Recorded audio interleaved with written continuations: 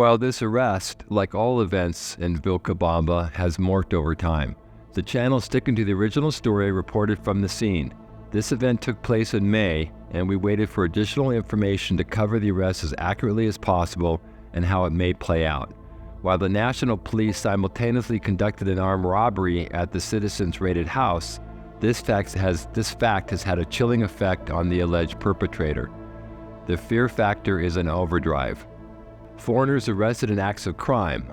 On the 23rd of May, at approximately 1950 hours, the head of the drug investigation of the Loja subzone, through investigative management task, identified 2 citizens who would be engaged in the distribution of categorized substances subject to taxation for internal consumption in the parish of Vilcabamba. Those arrested in the felony are Americans and answer to the names of Tweedledee, 73, and Tweedledum, 72.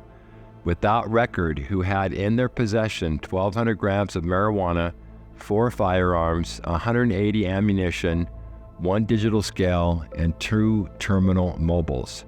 Tweedledee, or was it Tweedledum I should say, was soon released and not charged. The National Police can't help themselves and constantly post pictures of their seizures. And so here we have this remarkable seizure in Vilcabamba that they're going to show us all. Yet it's hard to believe that these weapons and drugs aren't just recycled. There's no proof the police destroyed seized cocaine. It's akin to burning money. Here we have a claimed $1.1 billion in cocaine that went up in smoke. So imagine hanging out at the blue car and a large SWAT group storms you. Little do you know, this staged drug bust is a home invasion and armed robbery perpetrated by the National Narcotics Squad in Loja. So they haul you to your house where they know exactly where the 1.2 kilos, or was it 1.6 kilos of prepackaged marijuana is. 4 handguns were apparently out in the open like clockwork. The narco police then enter a bathroom, pull away the bathtub, and this is the junction where the drug bust becomes an armed robbery with at least 20 silver coins stolen, leaving the visible silver coins on the table untouched. So police stealing from economic migrants in their home is not uncommon. Police engaging in or staging violent home invasions is not unusual. The narco police squad would have shared the stolen silver coins and possibly the unreported marijuana seizure and given their accomplice a cut. Isn't that how they roll? Well, Tweedledee's loot was somewhat known in the village. How did the old hippie avoid a home invasion? Did they have criminal protection? Danger and Dick's son abound. Who snitched to the National Police, the old hippie's friends or local competition? This is a non-violent, victimless crime. Even the police admitted it was a waste of time in a recent high-level secret meeting. The police, at the least, are inept. Ecuador, full of odd laws, apparently doesn't imprison offenders over the age of 65. The Loja police said the old hippie would be murdered in jail. Ecuador opted for home arrest with 3 national police on 3 shifts daily and gratis for the first month. The trial could be any day. Marijuana is a tax issue. With 1 illegal weapon, could catch you 6 to 12 months.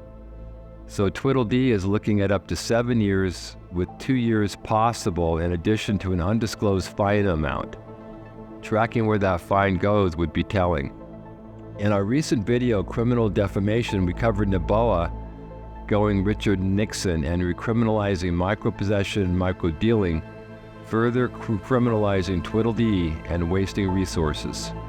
Former President Lasso, now self-exiled in Miami with significant criminal charges, passed an April 2023 gun law without creating the infrastructure to possess a weapon for personal use. People are to hire an attorney, and the process would be expensive and intentionally challenging to achieve.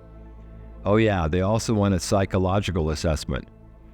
So here we have again, Ecuadorians have very poor follow-through when they pass these laws.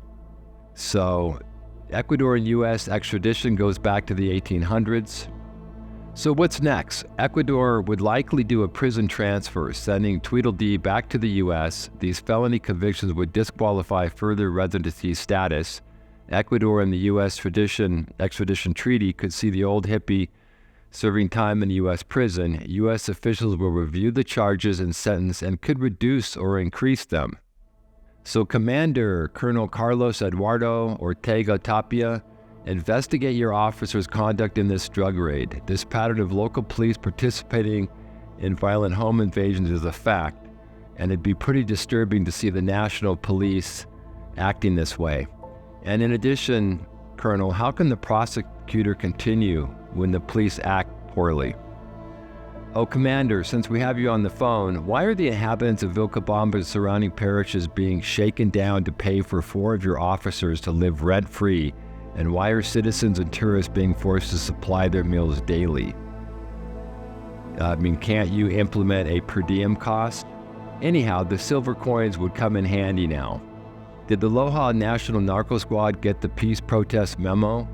Let's just suppose this marijuana, weapons, and silver coins heist under color with the recent peace protest where some leaders now want the thieves handled. So a bag of silver coins for the judge would go a long way.